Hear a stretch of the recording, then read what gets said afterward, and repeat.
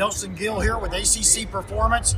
I want to talk to you about a torque converter here. What we've got here is a Turbo 350 3500 RPM stall converter. Now this top part is called the impeller hub. It'll actually lock into the front pump gear right here, okay? Now this is also known as the impeller or pump of the fluid.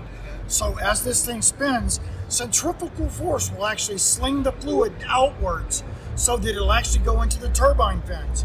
Now, whether this is clockwise or counterclockwise will actually make a difference in how that stalls, okay? So as the fluid comes in and hits the backside and then tries to turn back inside, that actually slows the fluid down, and you need to rev it up higher so that you'll get better, more of a positive lock. So that would tell you when your stall is kicking in. This is a stator, okay? This is actually attached to the front pump set of splines, and this has a one-way sprag in it. It will not turn this way as it has enough fluid to back it up, but it'll sit there idle for you at a stop sign.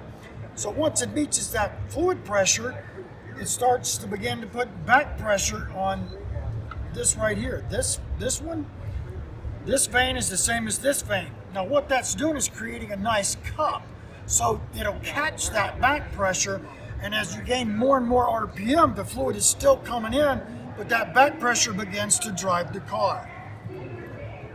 So stall comes from either the diameter of the converter or the pitch of the fins, with some help with the different pitches of the fins of the stator.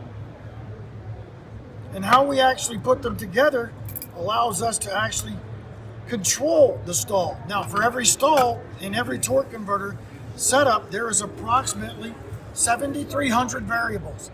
If people aren't asking you all the questions and how you want to drive the car or how your setup is, then you're not going to get it right. You've got to get the specifics down. So if you don't get the right torque converter, you may assume that it's bad. It's not bad. You just didn't pick it for the right application.